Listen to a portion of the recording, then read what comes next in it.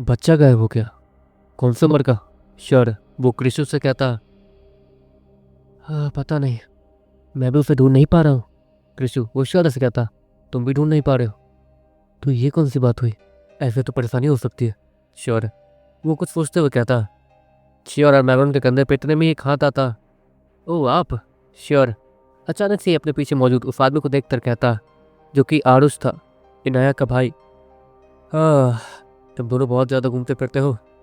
वैसे तुम दोनों बहुत ज़्यादा एक्साइटेड लग रहे हो ट्रिप के लिए, लेकिन शायद थोड़े डरे हुए भी हो कि कहीं तुम भी किडनैप ना हो जाओ। घबराओ मत, मैं हूँ तुम लोगों के साथ। आरुष वो श्योर है और मैगनस कहता है, हमें किसी बात का डर नहीं, बस उस बच्चे के लिए डर लग रहा है जो गायब हो गया है। श्योर आरुष से कहता, वही तो, वो स्कूल के अंदर से ही कहीं गायब हो गया और मिल भी नहीं रहा है। अजीब बात। आरुष वो कुछ सोचते हुए कहता, जैसे कि उसके हाथों अभी अभी कुछ हो ही ना। वो सब ये सब कुछ सोच रहा था, इतने में जो बच्चा गायब हुआ था वो अचानक से ही वहाँ पे घूमते फिरते लौट आता। सॉरी टीचर, वो मैं तो बस जंगल की तरफ चला गया था, सॉरी। वो बच्चा अपने सर पे हाथ रखते हुए कहता, जैसे कि उससे गलती हो अपने बात का। तुम्हारे अंदर दिमाग है या नहीं? वो प्रिंसिपल उस बच्चे को एक थप्पड़ मारते हुए कहता, जिसके बदले वो बच्चा थोड़ा गुस्से में दिखने लगता, वो डरता भी नहीं। श्योर उस बच्चे के चेहरे को देखते रहता, जिसके हाव भाव बदल रहे थे। श्योर 20 ब्लैक स्नेक के जीन्स को अपने साथ कंबाइन करता। डीमन लेगिस भी कुछ महसूस करता और क्रिशु भी कुछ महसूस करता। इस बच्चे के अंदर डीमन है। श्योर वो क्रिशु को देखते हुए कहता, बच्चे के अंदर डीमन? पर क्यों? क्रिशु वो हयानिस कहता, जाहिर सी बात, शायद उन सभी को पता है कि हम लोग शायद उन्हें हरा सकते हैं, इसलिए वो लोग इस बार कोई रिस्क नहीं लेना चाहते हैं। उन लोगों ने इस डीमन को इस बच्चे के अंदर डाला। जाहिर सी बात है कि अगर डीमन को मारना है तो इसे मारना ही होगा, या फिर इसके अंदर घुस के उस डीमन को मारना होगा, जो कि कोई आत्मा वाली स्किल ही कर सकती है। लकीली आत्मा वाली स्किल भी है, लेकिन हमारी आत्माओं के पास ताकत नहीं होगी जब हम लोग अपनी बॉडी से निकलेंगे तो। ये अलग परेशानी है। श्योर वो अपने सर में हाथ रखते हुए कहता है, क्योंकि अब सारा माजरा ही पलट चुका था कि श्योर के पास म्यूटल रिचार्ज था, जिसकी वजह से श्योर बहुत ज़्यादा कॉन्फिडेंट था कि अब उससे कोई नहीं हरा सकता। लेकिन अब इस बच्चे की जान खतरे में थी। लेकिन ये बच्चा, उसे देखकर ऐसा लग रहा था जैसे कि वो अपने होशो हवास में हो। अजीब बात, शादी से पता है कि उसके बॉडी के अंदर कौन है, लेकिन फिर भी ये। श्योर वो उस बच्चे को देखते हुए कहता, वो बच्चा ज़्यादा बड़ा नहीं, करीब 13 साल का था। इससे पहले कि वो प्रिंसिपल उस बच्चे पे और भी हाथ उठाता और वो बच्चा अपना मुंह और भी ज़्यादा बढ़ाता और कुछ कर बैठता। श्योर बीच में जाता है, अच्छा कोई बात नहीं प्रिंसिपल, देखिए बच्चे तो ऑफकोर्स उनके अंदर खुजली होती है, उन्हें अंदर से बहुत ज़्यादा मज़ा आता है किसी भी चीज़ को एक्सप्लोर करने में। तो बस कुछ नहीं, कम से कम ये सेफ है हमारे सामने, हमें और क्या चाहिए? क्यों हेलो, अब से कुछ नहीं करोगे है ना? श्योर उस लड़के से कहता, लेकिन वो लड़का श्योर के बात का कोई जवाब नहीं देता और वहाँ से पलट के चला जाता। बदतमीज हो गया ये, इतने समय से देख रहा हूँ यहाँ पर। वो प्रिंसिपल इतना कहते कहते थकने लगता है, जैसे कि उससे कोई बीमारी हो। प्रिंसिपल, सर आप प्लीज बैठ जाइए। हम जानते हैं कि यहाँ पर सभी लोग जमा हुए थे उस बच्चे को ढूंढने के लिए और वो बच्चा ऐसे ही नाटक करके चला गया। हम जानते हैं कि सभी को दुख हुआ होगा, लेकिन कम से कम वो सेफ है। अब हम इस बात की संतुष्टि तो कर ही सकते हैं। श्योर वो सभी से कहता है और सभी लोग नॉर्मल हो जाते हैं। इससे श्योर तैयार तो हो ट्रिप के लिए? आरुष अब थोड़े स्माइल के साथ कहता है, क्योंकि अब वो बच्चा मिल गया था तो सभी लोग रिलैक्स कर रहे थे। हाँ तैयार तो हूँ, जंगल पहली बार जा रहा हूँ, बहुत मजा आएगा। श्योर हंसते हुए कहता है। देखते देखते सभी लोगों को एक एक कमरा दिया जाता है, जहाँ पर वो लोग उस स्कूल में आज रात बिताने वाले थे, आज और दूसरी रात, जिसके बाद तीसरे दिन वो लोग निकलने वाले थे। हाय कृषु, मुझे तुम्हारी मदद चाहिए। श्योर कृषु को अपने कमरे में बुलाते हुए कहता, क्या हुआ? कृषु मुंह बनाते हुए कहता, देखो उस बच्चे के बॉडी के अंदर डीमन है, जानते हो ना? श्योर कृषु से कहता, हाँ पर मैं उसमें कुछ नहीं कर सकता हूँ, उसके लिए तो किसी टाइप की आत्मा वाली स्किल चाहिए होगी। ओह मुझे तो जैसे कुछ पता ही नहीं है। तुम्हारे बॉडी के अंदर जो डीमन है उसे बाहर बुलाओ। श्योर वो उस डीमन को बाहर बुलाते हुए कहता, मेरे भरोसे मत रहो, वो डीमन ज़्यादा ताकतवर नहीं है मैं मानता हूँ, लेकिन अगर मैंने क्रिसु को छोड़ा तो क्रिसु मारा जाएगा। वो डीमन श्योर से कहता है, पर कैसे? श्योर उसे डीमन की बात समझ नहीं आती। मैं उसकी बॉडी से करीब 70% जुड़ चुका हूँ, उसके नसें उसके बॉडी पार्ट्स के साथ। अगर मैंने उससे अभी छोड़ा तो उसके नसें बॉडी पार्ट्स वो सभी ऐसे होंगे जैसे कि अधूरे हो गए, और किसु उस प्रेशर को सह नहीं पाएगा और मारा जाएगा। ये बिल्कुल पेड़ के जड़ों जैसा है। पेड़ के जड़ जमीन के जितना ज़्यादा नीचे जाते हैं, उन्हें खींचते समय उनके बाहर आने की संभावना नहीं होती है, वो बीच में ही टूट जाते हैं। ये बिल्कुल वैसा ही है। अरे तो एक काम करते हैं, मेरे पास एक आइडिया है। उस यापुंग को बुलाते हैं। श्योर इतना कहने के बाद वो खिड़की के पास जाता है और उस यापुंग को हल्की सी आवाज़ लगाता है, लेकिन वो आता ही नहीं है। सिट यार, अब से टाइम पे तो आता ही नहीं है। हाँ, एक आइडिया है। श्योर इतना कहता है और अपनी जगह पे बैठ जाता है। देखते देखते श्योर के बॉडी से उसकी आत्मा निकलती है। कृष्ण को तो वो नहीं दिख रहा था, लेकिन अगले ही पर श्योर कृष्ण के बॉडी को छूता है और उसके अंदर एंटर कर जाता है। अंदर एंटर करते ही श्योर को चारों तरफ अंधेरा ही अंधेरा दिखता है और सामने वही डीमन जो कि श्योर को देख रहा था।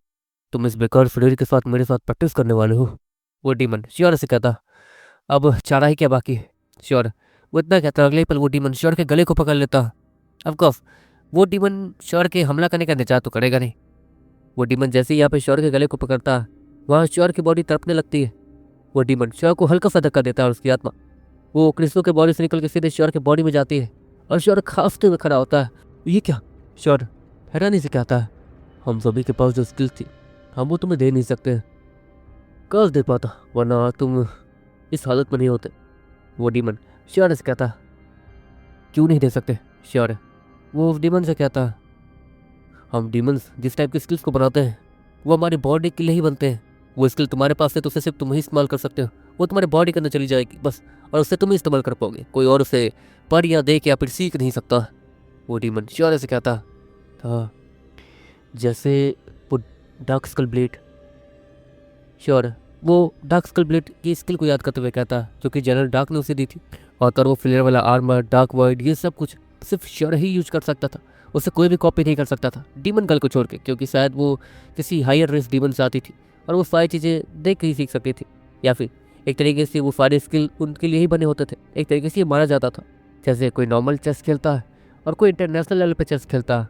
ऑफकोर्स जो इंटरनेशनल लेवल पे चेस खेलता है वो तुम्हारे गाँव वगैरह को देख के अच्छे से पहचान सकता ही है कि तुम क्या करने वाले हो क्या नहीं।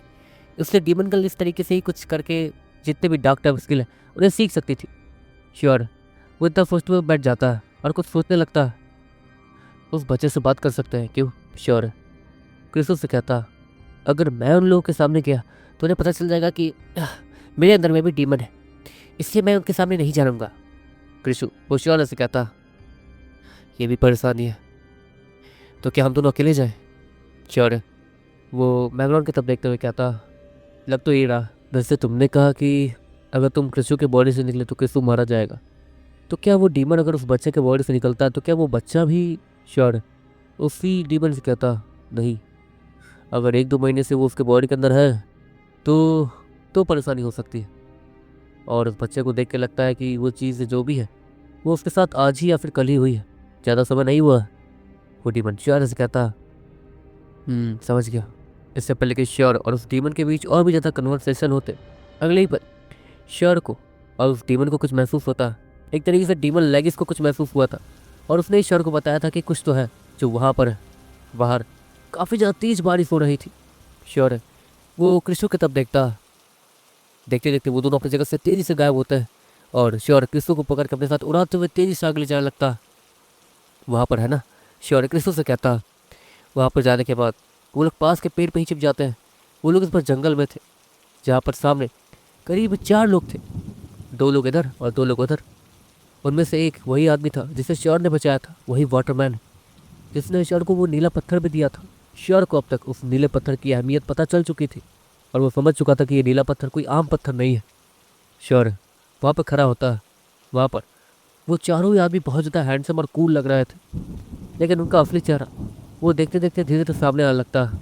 लेफ्ट साइड जो श्योर जिन्हें जानता था, उन दोनों की बॉडी वो देखते देखते उनके ऊपर स्केल आने लगते हैं जो कि नीले और हरे रंग के थे। एक के बॉडी के ऊपर नीले रंग का स्केल और दूसरे के बॉडी के ऊपर ब्लू रंग का स्केल। दूसरी तरफ राइट साइड में जो 2 लोग खड़े थे उनके बॉडीज़ के ऊपर ब्लैक रंग के स्केल आ रहे थे, मछली के बने हुए स्केल। ठीक है, वो ब्लैक स्केल वो देखने में थोड़ा डरावने लग रहे थे और वो चारों ही लड़ने के लिए तैयार हो रहे थे। तुम सभी को नहीं लगता कि तुम लोग लड़ने के लिए गलत जगह आ गए हो? श्योर वो बीच में ही बोलता है और वो चारों ही वो लड़ते हुए पोच के साथ वो श्योर की तरफ देखते हैं। श्योर वो एक नॉर्मल आदमी था, ऑफकोर्स उससे कौन ही डरेगा। तुम्हारी वजह से हमारा सच सामने आ गया है। वो आदमी वो जो सामने खड़ा था वो इस वाले आदमी से कहता, तुम यहाँ क्या कर रहे हो? वो आदमी श्योर से कहता। श्योर उस पेड़ से छलांग लगाते हुए नीचे आता। वो काले रंग के स्केल वाला आदमी वो श्योर पे हमला करने के लिए आने लगता है। लेकिन कृषु वो अपने हाथों को आया करता और उसके हाथ से एक अजीब सी वेव निकलती है जो कि काले रंग की थी और उसने उस अजीब से फिशमैन के गले को पकड़ लिया था। तुम लोग को समझ नहीं आता, गलत जगह लड़ रहे हो। श्योर है, उन दोनों को समझाते हुए कहता। श्योर है, वो पीछे देखता। आप लोग यहाँ क्या कर रहे हैं मुझे बता सकते हैं आप सभी? और श्योर है उसी फिशमैन से कहता जिसकी मदद श्योर ने की थी। हम लोग बस यहाँ कुछ ढूंढने आए हैं और वो चीज़ें ये भी ढूंढ रहे हैं। इन्हें लगता है कि हमसे पहले वो ढूंढ लेंगे और उसका फ़ायदा उठा लेंगे। वो आदमी श्योर से कहता,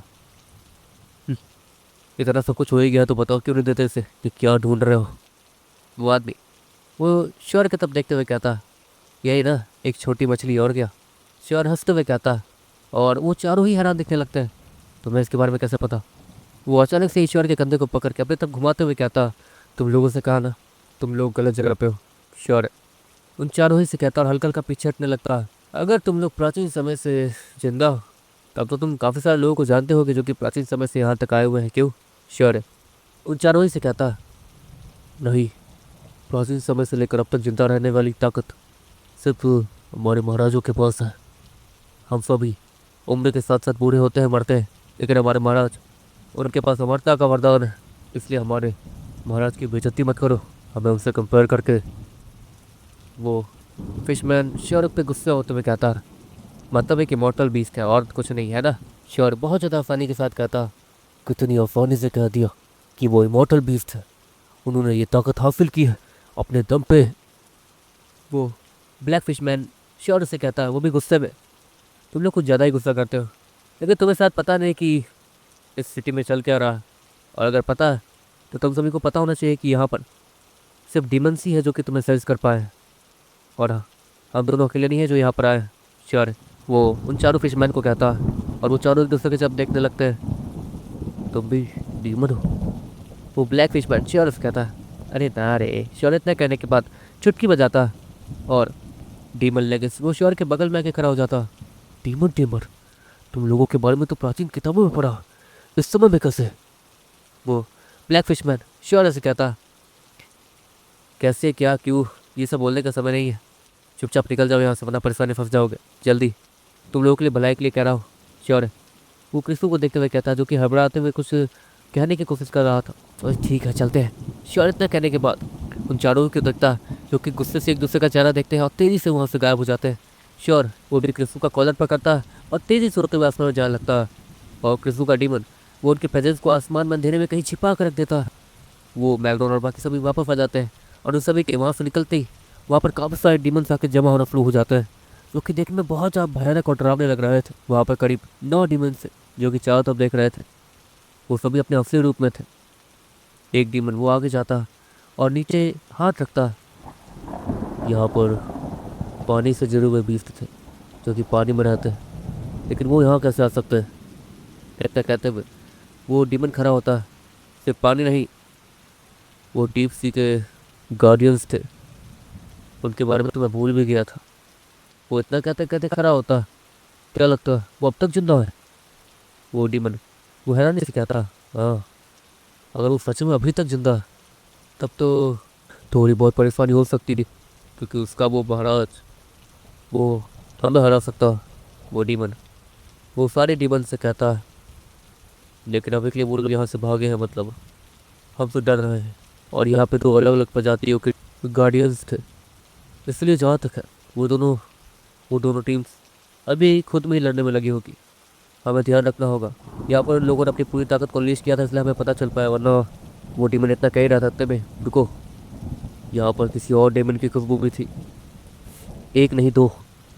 वो डीमन इतना कहते हुए चाहो तब देखता, नहीं अभी के लिए तो यहाँ कोई नहीं। लगता है अभी भी काफ़ी सारी चीज़ें हैं जो कि हमसे छिपी हुई है, जैसे सारी चीज़ों पे ध्यान रखना होगा। और तुम बच्चे, वो इतना कहने के बाद वो डीमन उस बच्चे को देखता जिसके अंदर वो डीमन था। हाँ हाँ, मैं सब कुछ संभाल लूँगा। वो बच्चा स्माइल के साथ कहता है जैसे कि उसके लिए रोज़ का काम हो। बस हमारा काम कर दो, बदले में हम तुम्हारे बड़े भैया को जिंदा कर देंगे। क्यों, इतना काफ़ी है ना? वो डीमन उस बच्चे के सर को फैलाते हुए कहता, हाँ हाँ काफ़ी है।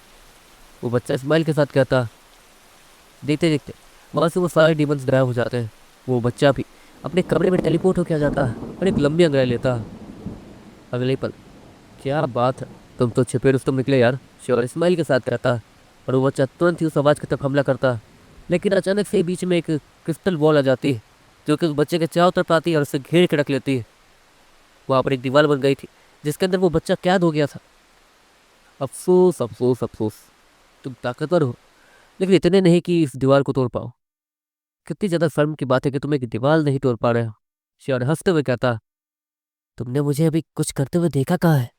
एक बार इस ताकत को मैं अच्छे से इस्तेमाल करना सीख गया तो तुम सभी मारे जाओगे। वो बच्चा श्योर से कहता। दूसरी तरफ वो फिशमैन, वो इस वक्त आगे बढ़ रहे थे। समझ नहीं आते यहाँ क्या चल रहा है। एक तो डीमंस की वजह से जीना हराम हो गया। ये डीमंस नहीं होते तो आराम से हम लोग उस छोटी मछली को लेते और निकल जाते।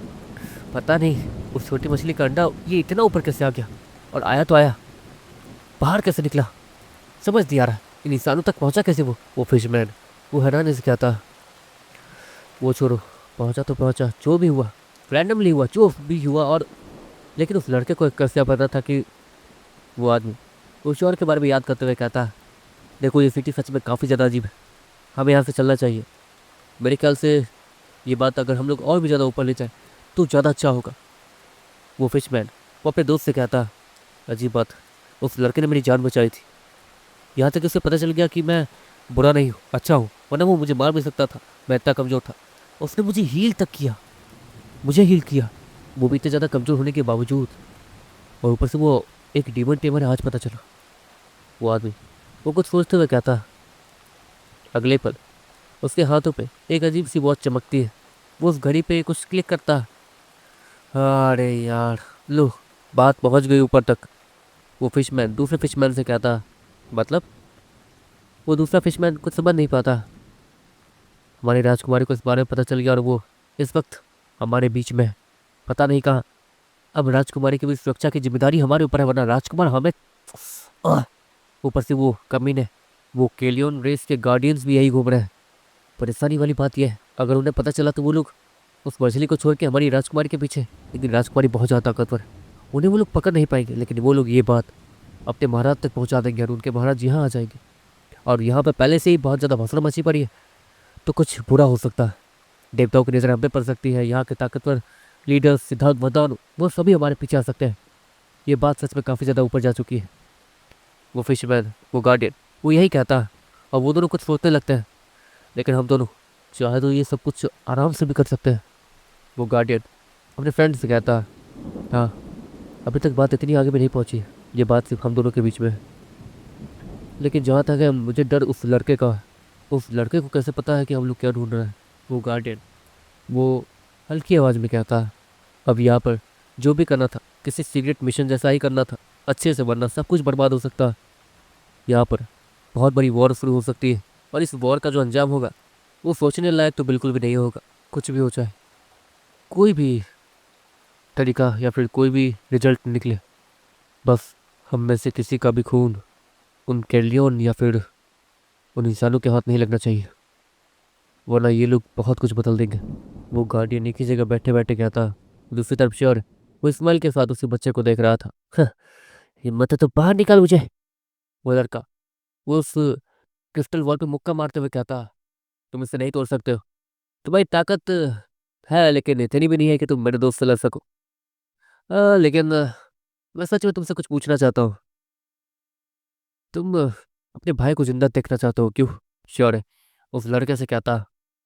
वो लड़का वो अचानक से अपनी स्माइल को अंदर दबा लेता।